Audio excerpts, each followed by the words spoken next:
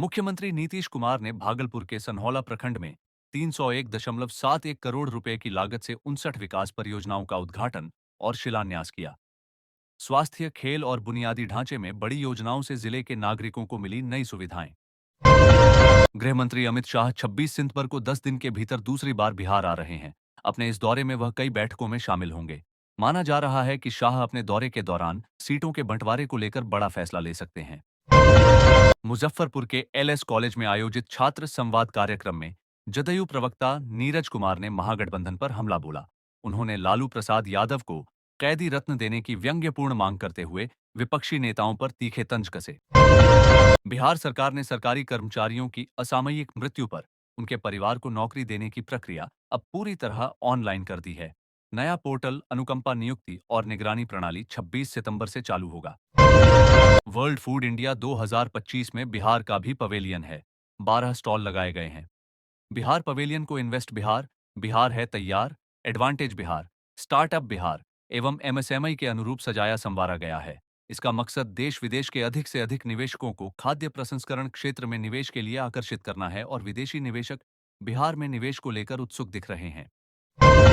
गुरुवार को बिहार के डिप्टी सीएम सम्राट चौधरी के आवास पर बीजेपी जिला कोर कमेटी की बैठक हुई। बैठक की जानकारी देते हुए पूर्व मंत्री सुरेश शर्मा ने मीडिया से कहा कि पार्टी चुनाव में हर जाति के उम्मीदवारों को टिकट देने की तैयारी में है। बिहार विधानसभा चुनाव में अपनी जीत निश्चित करने के लिए बीजेपी ने तैयारियां तेज कर दी हैं। गुरुवार को पार्टी ने केंद्रीय शिक्षा मंत्री धर्मेंद्र प्रधान को बिहार बीजेपी का चुनाव प्रभारी बनाया है। पार्टी ने उन्हें अब तक जिन भी राज्यों का कमान दिया है, बदले में प्रधान ने पार्टी को जीत का तोहफा दिया है। बिहार में भ्रष्टाचार के खिलाफ निगरानी विभाग की सख्त कार्रवाई जारी है।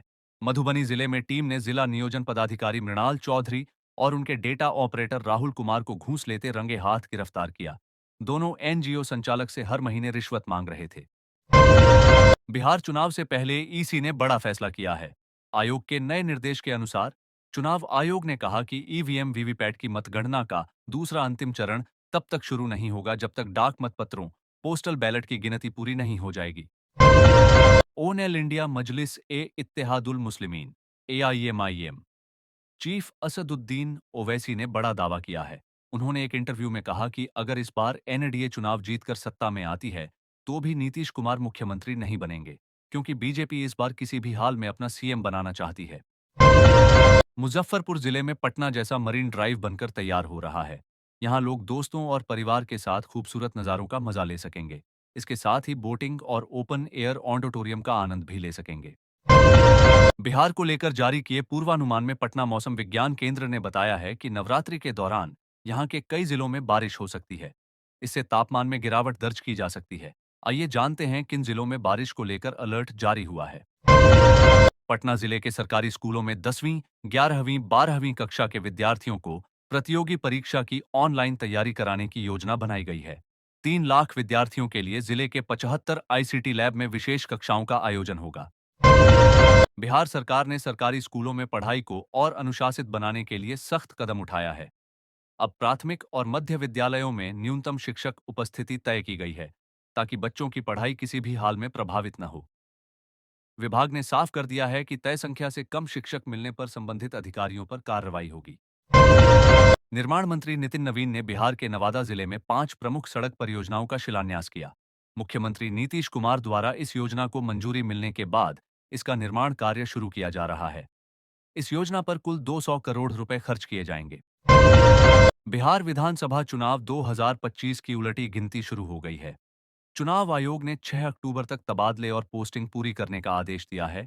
माना जा रहा है कि इसी तारीख के बाद कभी भी चुनावी बिगुल बज सकता है और नवंबर की शुरुआत में वोटिंग कराई जाएगी। दशहरा, दिवाली व छठ पूजा के मौके पर ट्रेनों में यात्रियों की भारी भीड़ को देखते हुए उत्तर रेलवे लखनऊ मंडल प्रशासन 52 त्योहार स्पेशल ट्रेनें संचालित करने की योजना बनाया है। ट्रेनों के संचालन के लिए रेलवे बोर्ड को प्रस्ताव भेजा जा चुका है। एआईएमआईएम चीफ असदुद्दीन ओवैसी ने राज्यसभा सांसद संजय यादव और नेता प्रतिपक्ष तेजस्वी यादव पर करारा तंज कसा। इसके साथ ही सीमांचल में न्याय यात्रा पर सवाल उठाने को लेकर जवाब दिया कि सिर्फ मौत ही बिहार और सीमांचल आने से रोक सकती है। राज्य सरकार युवाओं को आत्मनिर्भर और रोजगार के लिए तैयार करने के लिए एक महत्वपूर्ण पहल की जा रही है।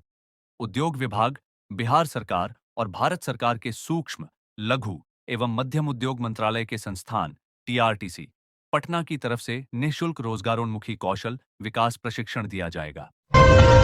बिहार चुनाव 2025 से पहले महागठबंधन ने अति पिछड़ा वर्ग को साधने के लिए ईबीसी न्याय संकल्प जारी किया है। राहुल गांधी और तेजस्वी यादव ने पटना में कार्यक्रम कर 10 बड़े वादों का ऐलान किया, जिसे नीतीश कुमार के कोर वोट बैंक में सेंध लगाने की कोशिश माना जा रहा है। पटना शहर के गली मोहल्लों पर नजर रखने के लिए एआई आधारित नई व्यवस्था नगर नेत्र परियोजना की शुरुआत होगी। इस योजना के तहत जानकारी इकट्ठा कर शहर की निगरानी की जाएगी। इस परियोजना को पटना स्मार्ट सिटी की बैठक में मंजूरी प्रदान की गई है। बिहार के सरकारी कर्मचारियों के लिए सरकार ने खुशखबरी दी है। मिली जानकारी के अनुसार राज्य कर्मियों को गुरुवार से सितंबर महीने के वेतन का भुगतान शुरू कर दिया जाएगा। सरकार ने यह फैसला दुर्गा पूजा को ध्यान में रखते हुए लिया है। बिहार में इंडस्ट्री को लगातार बढ़ावा दिया जा रहा है।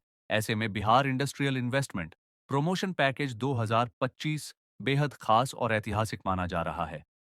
उद्योग मंत्री के मुताबिक यह पैकेज न केवल निवेश को आकर्षित करेगा बल्कि रोजगार के नए अवसर भी मिलेंगे। मुजफ्फरपुर में नगर विकास एवं आवास विभाग अब भू अर्जन अधिनियम के तहत जमीन अधिग्रहण करेगा। बिहार के सभी जिलों में पर्यावरण की सुरक्षा और कचरा मुक्त शहर बनाने की दिशा में ठोस एवं अपशिष्ट प्रबंधन समेत अन्य योजनाओं का क्रियान्वयन किया जा रहा है। भारत ने रेल आधारित मोबाइल लॉन्चर प्रणाली से मध्यम दूरी की अग्नि प्राइम मिसाइल का परीक्षण किया, जो सफल रहा। इसके लिए ट्रेन को विशेष रूप से डिजाइन किया गया। यह ट्रेन देश के हर उस कोने तक जा सकती है जहां रेल लाइन मौजूद है। चुनाव आयोग ने वोटों की गिनती के नियमों में बदलाव किया है। अब पोस्टल बैलेट की गिनती में अगर देरी होती है तो ईवीएम काउंटिंग रोक दी जाएगी। साथ ही बैलेट ज्यादा होने पर काउंटिंग टेबल भी बढ़ाई जाएंगी। राजस्थान को प्रधानमंत्री नरेंद्र मोदी ने बड़ी सौगात दी है। पीएम मोदी ने गुरुवार को बांसवाड़ा में केंद्र और राज्य सरकार की 1,22,100 करोड़ रुपए से अधिक की कई विकास परियोजनाओं का शिलान्यास और उद्घाटन किया। साथ ही 15,000 से अधिक नियुक्ति पत्र भी बांटा। प्रधानमंत्री मोदी ने 3 ट्रेनों को भी हरी झंडी दिखाया।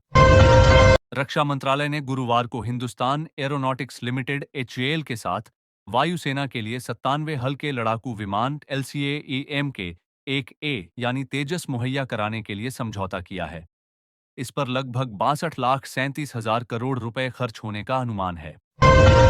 उत्तर प्रदेश में आई लव मोहम्मद और आई लव महादेव पोस्टर्स को लेकर विवाद बढ़ता नजर आ रहा है। यह मामला कानपुर से शुरू होकर अब वाराणसी पहुंच गया है। यहां संतों ने आई लव महादेव के पोस्टर लगाकर आई लव मोहम्मद के पोस्टर्स का जवाब दिया। राजगीर बख्तियारपुर सिंगल रेलखंड को डबल लाइन में बदला जाएगा।